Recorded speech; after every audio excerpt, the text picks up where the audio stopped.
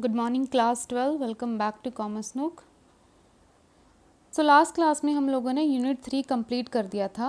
आज की क्लास है हमारी unit 4, that is billing and accounting procedures in retailing. इसमें हमारा फर्स्ट सेशन है दैट इज़ बिलिंग प्रोसीजर। तो इन केस आपके पास क्लास 10 के अंदर रिटेल सब्जेक्ट था तो आपको पता होगा कि ये जो चैप्टर है वो हमारा क्लास 10 के सेशन 1 यूनिट 1 से मैच करता है। ठीक है, तो ये सेम ही है। अगर आपने वहाँ पढ़ा है तो आपको सेशन 1 क्लियर हो जाएगा थोड़ा और। ठीक है, तो लेट्स सी फर्स्ट टॉपिक क्या है इसमें हमारा। इस सेशन के अंदर हम लोग ये सब चीज़ें पढ़ने वाले हैं कि बिलिंग पर्सनल कौन होता है, पॉइंट ऑफ सेल क्या होता है, कुछ अकाउंटिंग टर्म्स हम देखेंगे एंड टेलीकॉम रिटेल बिलिंग।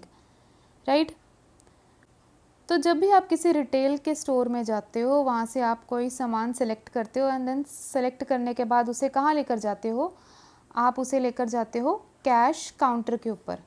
ठीक है, अब कैश काउंटर पे क्या होता है, वहाँ पर आपकी बिलिंग होती है। बिलिंग कौन करता है? बिलिंग करता है कैशियर।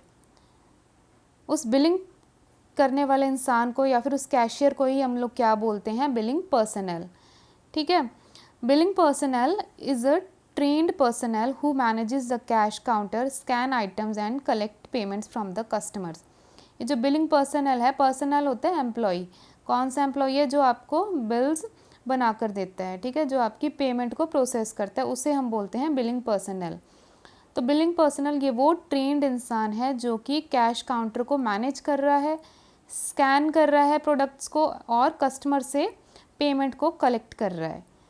ठीक है, अब ये जो बिलिंग पर्सनल है उसकी कुछ रोल्स एंड रिस्पॉन्सिबिलिटीज़ आपकी बुक के अंदर मेंशन की है।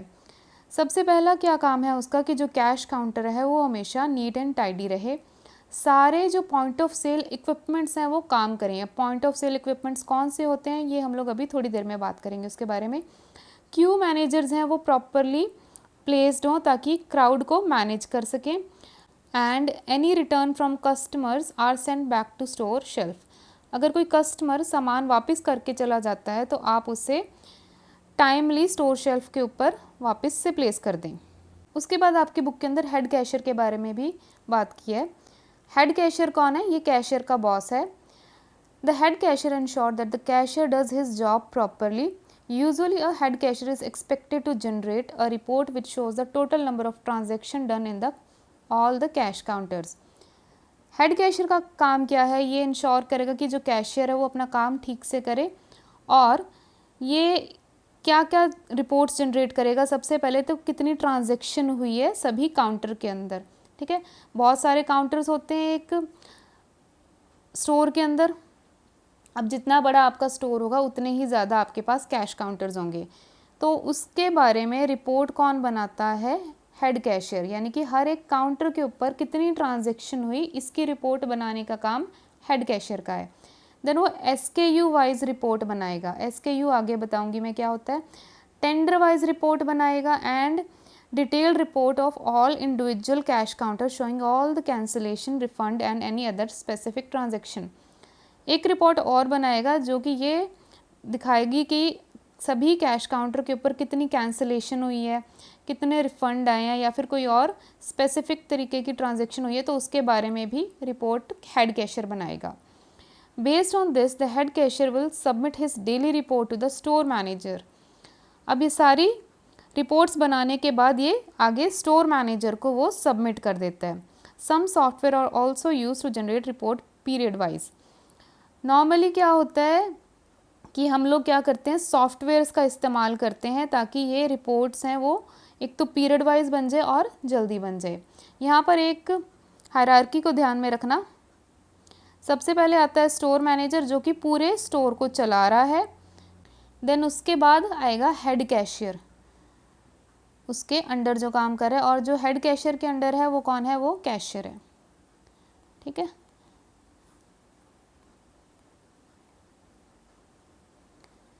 Next topic is accounting terms related to billing. कुछ बिलिंग के रिलेटेड कुछ टर्म्स हैं जो आपको पता होनी चाहिए। सबसे पहले है इनवॉइस। इनवॉइस क्या है? It act as a request for payment. तो जब भी कस्टमर आपके पास अपने प्रोडक्ट्स लेकर आएगा, काउंटर पे रख देगा, आप क्या करेंगे, सबसे पहले उसे ये बताएंगे कि उसका टोटल कितना है, यानी कि अभी उसने पेमेंट नहीं की है, आप उसे ये बताएंगे कि इतनी अमाउंट होगी है, इतनी क्वांटिटी है आपके प्रोडक्ट्स की और आपको इतनी अमाउंट पे करनी है।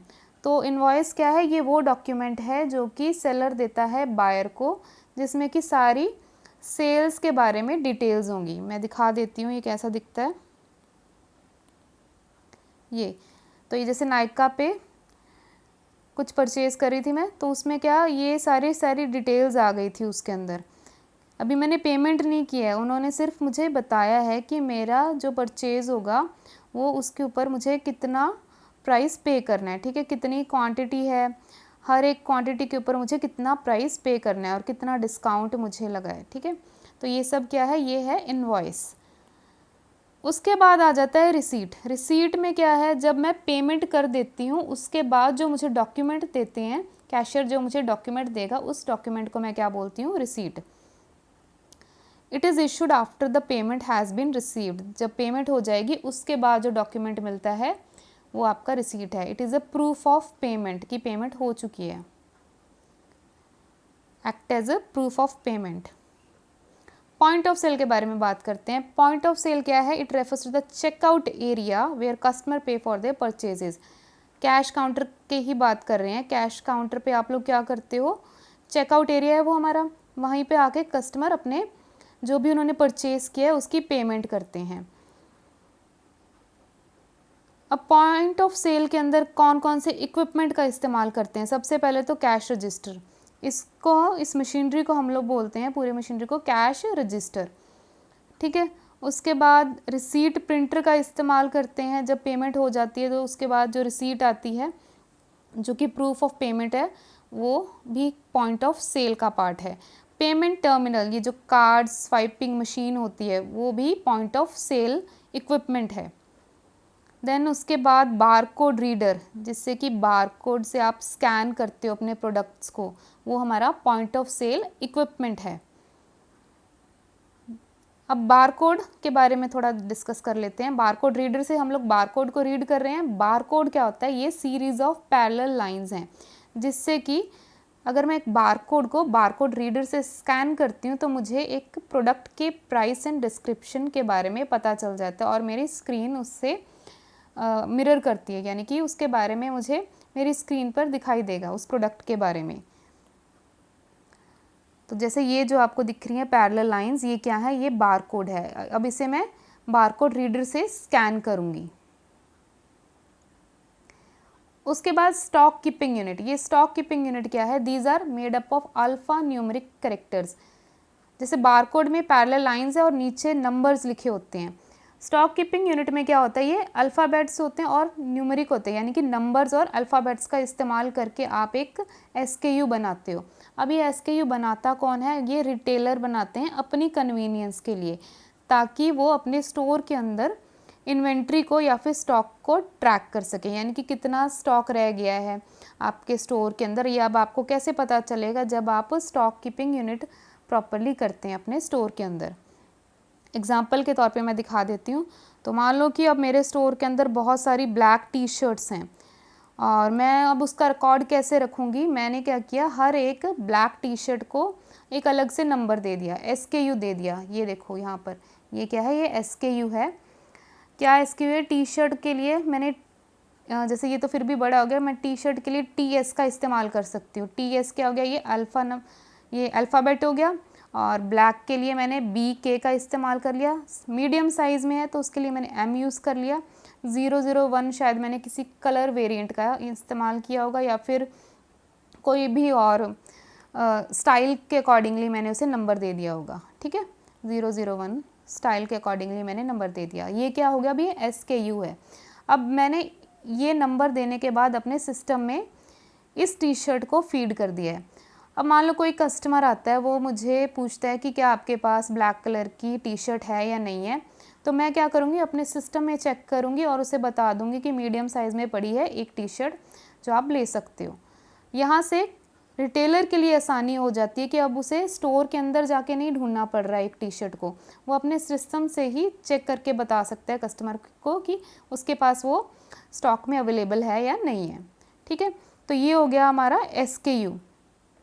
बारकोड में क्या होता है, बारकोड में आपको प्रोडक्ट के प्राइस एंड डिस्क्रिप्शन पता चलते हैं। स्टॉक कीपिंग यूनिट से आपको क्या बेनिफिट हो रहा है कि रिटेलर को कन्वीनियंस रहती है कि वो अपने स्टॉक को ट्रैक कर सके। ठीक है, एंड नेक्स्ट देखते हैं हम लोग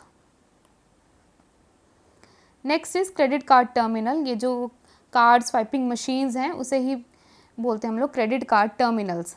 अब ज़रूरी नहीं है कि सिर्फ क्रेडिट कार्ड ही आप उससे स्वाइप कर सकते हो, डेबिट कार्ड भी हो जाते हैं।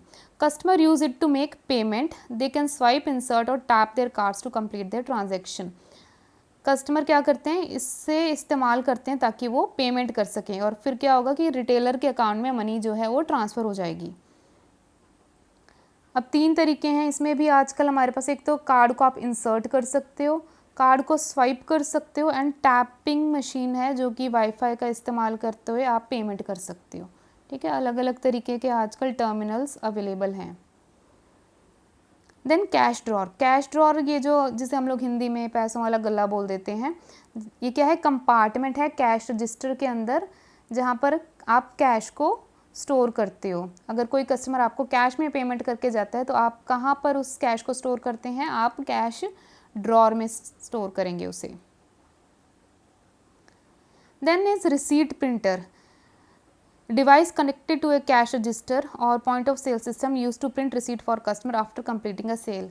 जब एक ट्रांजेक्शन कंप्लीट हो जाती है उसके बाद आप कस्टमर को रिसीट देते हैं, और जो वो रिसीट कहाँ से आएगी आपके पास, रिसीट प्रिंटर से प्रिंट होकर आपके पास आएगी।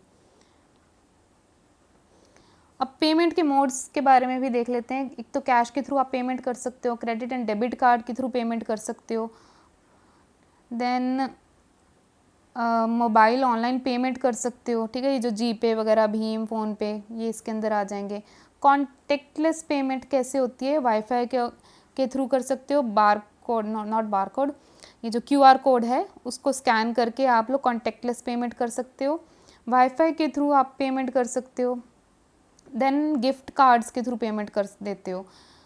गिफ्ट कार्ड कैसे अवेलेबल होते हैं आपको, मान लो आपने अमेज़ोन से शॉपिंग की और आपने बहुत ज़्यादा शॉपिंग की, इसलिए उन्होंने आपको एक गिफ्ट कार्ड ऑफ़र कर दिया। तो जब भी आप नेक्स्ट टाइम वहाँ पर कुछ ख़रीदते हो तो वहाँ पर आप अपना गिफ्ट कार्ड चला सकते हो।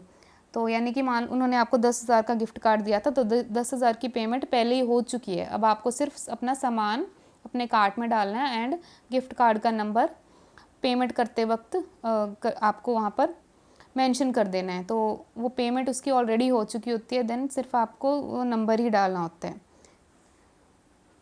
देन इलेक्ट्रॉनिक फ़ंड ट्रांसफ़र, ये 2 तरीके के होते हैं। एक तो होता है हमारे पास RTGS and second is NEFT के थ्रू आप पेमेंट कर सकते हो। इंटरनेट बैंकिंग है ये। RTGS is real time gross settlement and NEFT में होती है national electronic fund transfer. RTGS में लिमिट होती है कि आपके पास मिनिमम इतना तो आपने पे करना है एंड मैक्सिमम में कोई लिमिट नहीं है। नेफ्ट के अंदर कोई लिमिट नहीं है, ना ही मिनिमम में और ना ही मैक्सिमम के अंदर।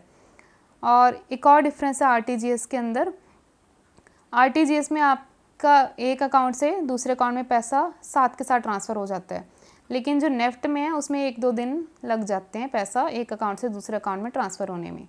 ठीक है, इंटरनेट बैंकिंग के ये सोर्सेज हैं। तो जब हमारे पास ये जीपे वगैरह नहीं थे तब इनके थ्रू पेमेंट होती थी ऑनलाइन। देन चेक के थ्रू आप पेमेंट कर सकते हो। आप जिसे भी पेमेंट करना चाहते हो उसका नाम एंड अमाउंट डाल के साइन करके आप उन्हें वो चेक दे सकते हैं। देन वो जो इंसान है या फिर वो जो रिटेलर है वो उस चेक को लेकर जाएगा बैंक के पास और बैंक वो चेक रख लेगा और पेमेंट उसके अकाउंट में ट्रांसफ़र कर देगा।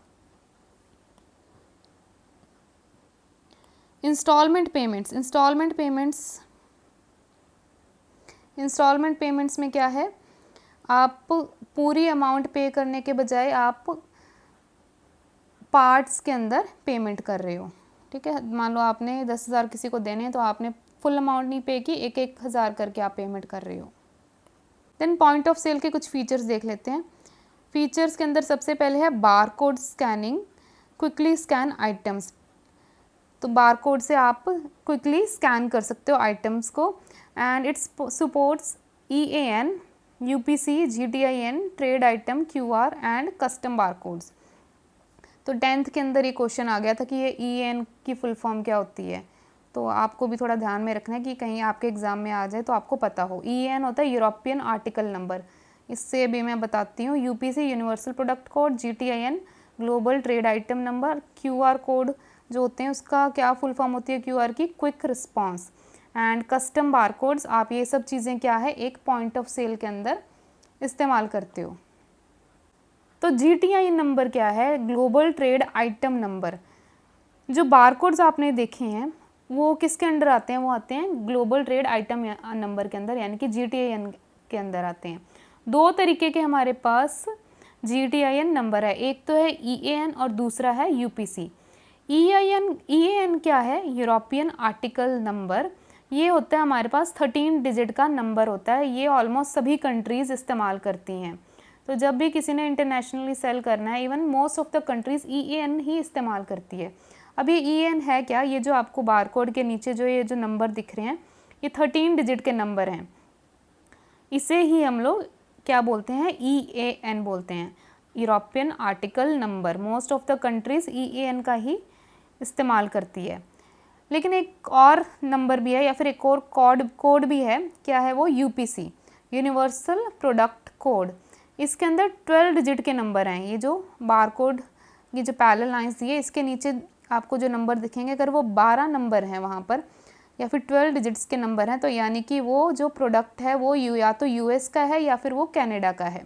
ठीक है, ये जो दोनों कंट्रीज़ हैं ये लोग क्या करते हैं, ये सिर्फ और सिर्फ UPC का इस्तेमाल करते हैं, यानी कि 12 डिजिट नंबर का इस्तेमाल करते हैं, और जो बाकी की कंट्रीज़ हैं वो 13 डिजिट का इस्तेमाल करते हैं।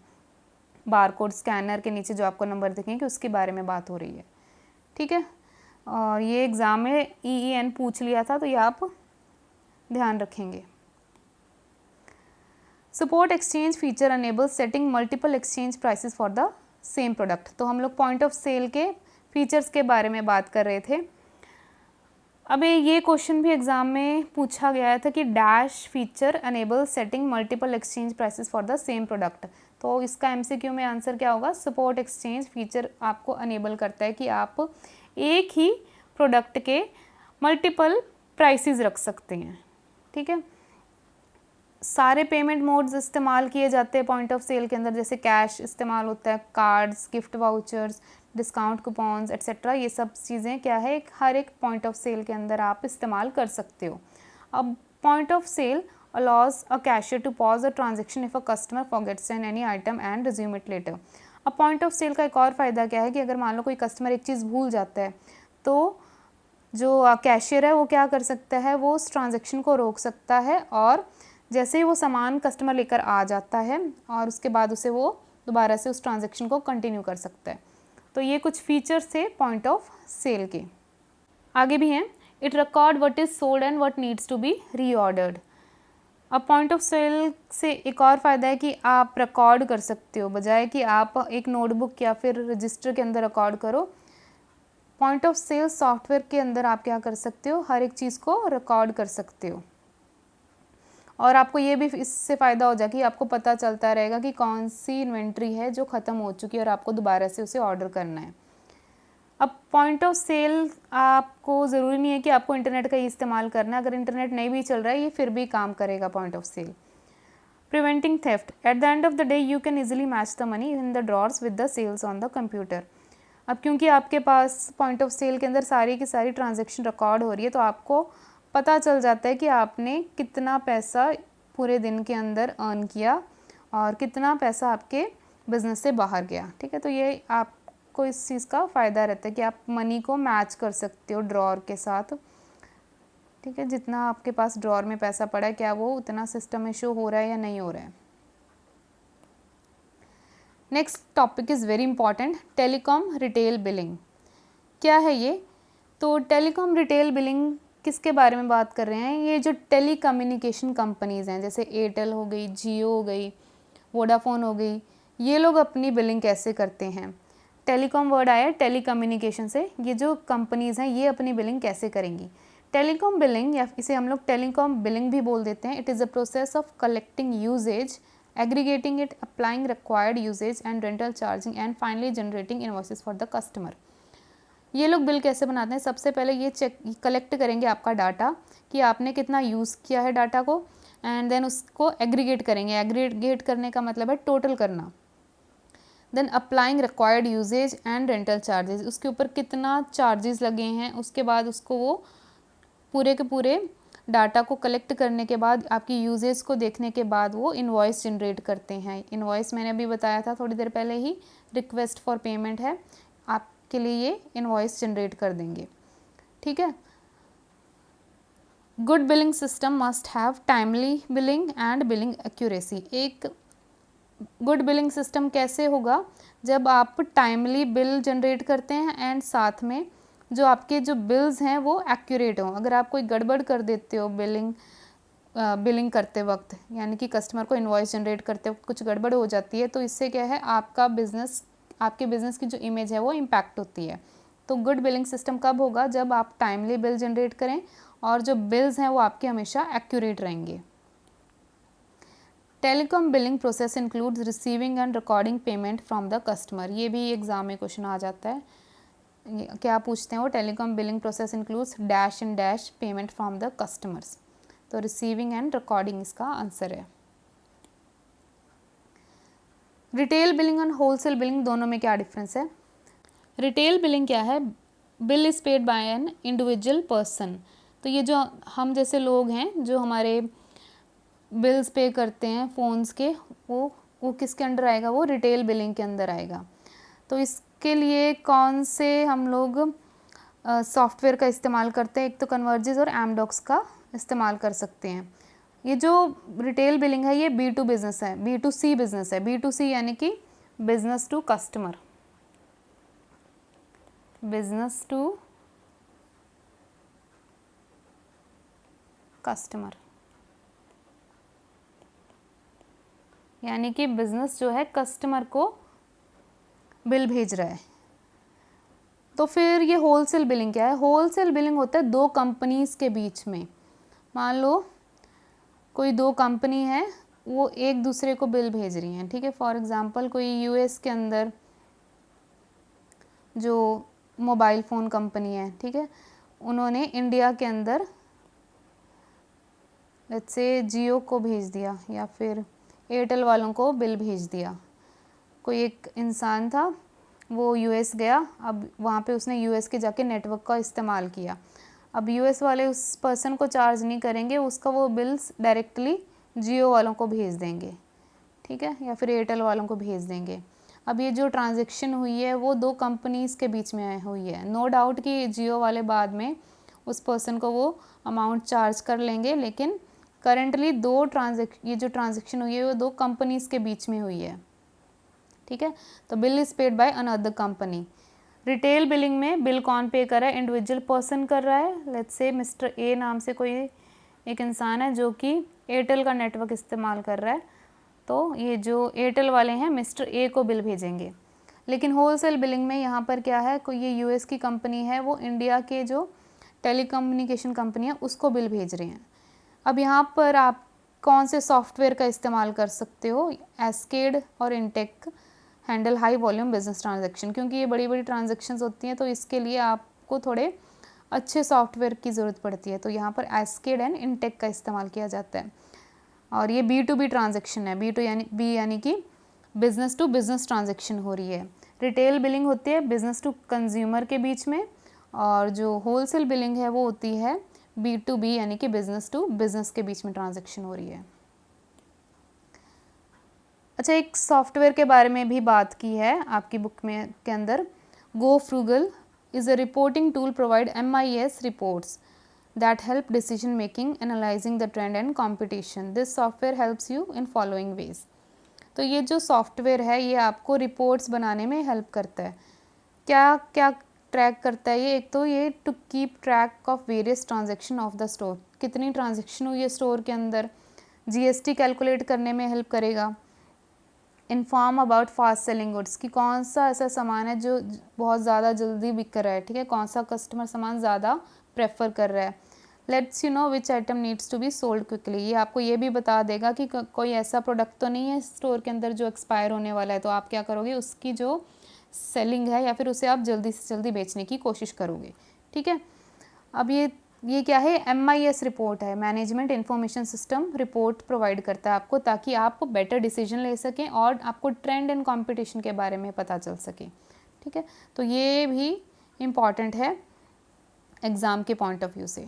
गो फ्रूगल क्या है, ये एक सॉफ्टवेयर है, right. So that is all for today's class.